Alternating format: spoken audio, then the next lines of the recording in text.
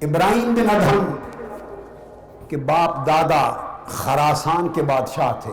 حضرت سلطان ابراہیم بن ادھم رضی اللہ تعالیٰ عنہ بادشاہ تھے. بلخ کے حاکم تھے ابتدا میں، اور پھر خراسان کے بادشاہ تھے صوبے کے. زندگی ناز و نام میں گزری.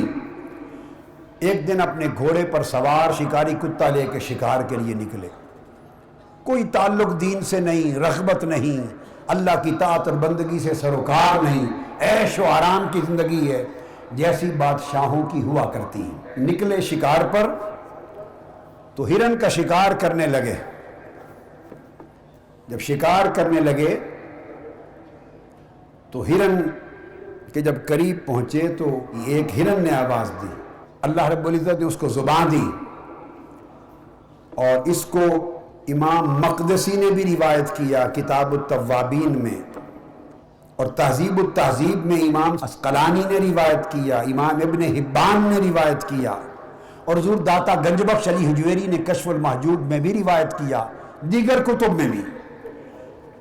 ہرن جواب دینے لگا، اور امام عبد الرؤف المناوی نے اپنے طبقات میں روایت کیا، علامہ ذہبی نے سیر و اعلام النبلاء میں روایت کیا، امام ابن جوزی نے صفت الصفوہ میں روایت کیا.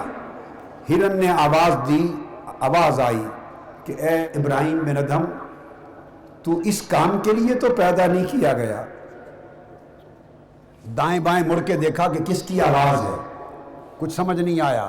پھر آگے بڑھے، پھر آواز آئی، ابراہیم بن ادھم تو اس کام کے لیے تو پیدا نہیں کیا گیا.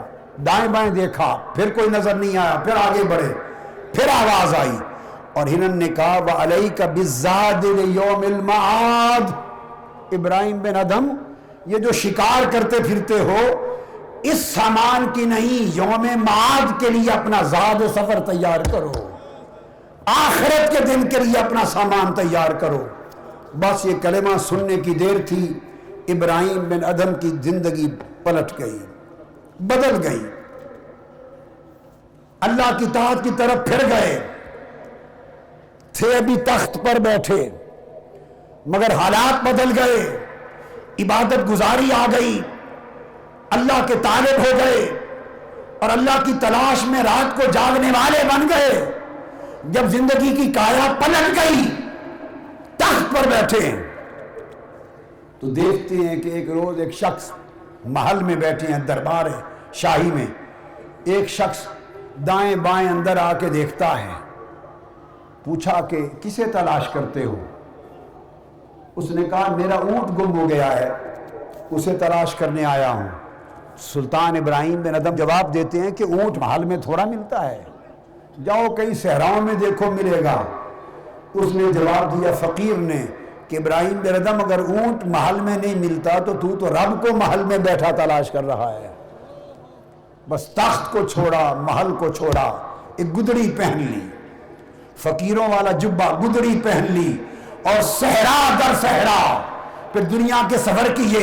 مکہ معظمہ پہنچے، کعبۃ اللہ کی مجاورت کی، حضرت سفیان ثوری کی صحبت میں گئے، فضیل ابن ایاز کی صحبت میں رہے، فقیروں سے اللہ کی معرفت لی، اللہ کا عشق لیا، اور پھر دیوانہ وار صحرا در صحرا گھومتے گھومتے بالآخر ٹھکانہ شام میں سمندر کے کنارے جا کے کیا. اب لے اس کنارے پر پہنچے تو وہاں کے بادشاہ کو خبر ملی کہ بلخ کا بادشاہ فقیر بن کے سمندر کے کنارے بیٹھا گدڑی سی رہا ہے. وہ سمجھانے کے لیے آیا، اور سمجھانے کے لیے آگے کہنے لگا کہ ابراہیم بن ادھم، مجھے اطلاع ملی ہے کہ تو بلخ کا بادشاہ ہے. اس نے کہا تھا. تو شاہی چھوڑ کر یہاں گدڑیاں سیتا پھرتا ہے، فقیری میں کیا لے رہا ہے؟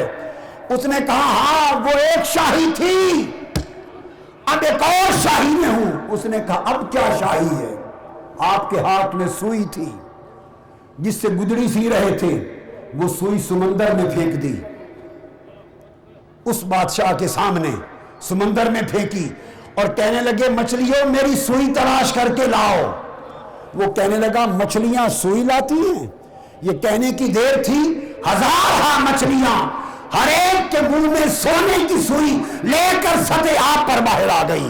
کہنے لگے ہاں وہ بادشاہی چند نفوس پر تھی، یہ بادشاہی رب نے بحر و بر میں عطا کر دی ہے۔ ایک توبہ کے نتیجے میں